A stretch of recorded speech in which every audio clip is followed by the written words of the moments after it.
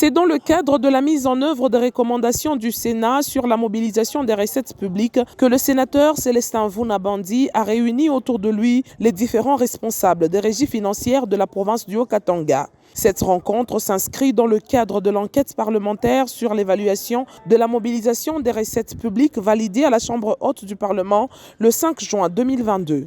Lors de cette enquête, des anomalies avaient été constatées et des actions à mener pour la bonne mobilisation des recettes avaient été proposées.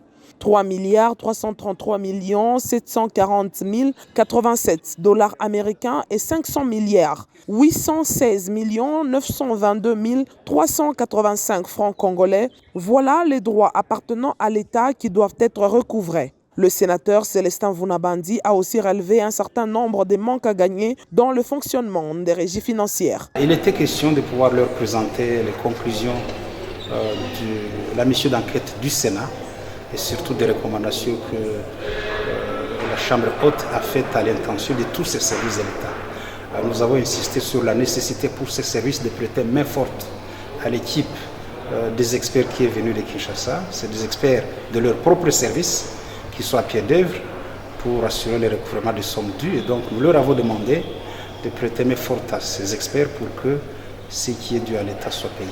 Il s'y est de signaler que les experts de l'Office congolais de contrôle et ceux de la DGRAD séjournent également dans le Haut-Katanga depuis près de 2 mois pour faire le suivi de la mise en œuvre des recommandations de la Chambre haute du Parlement congolais quant à la mobilisation des recettes.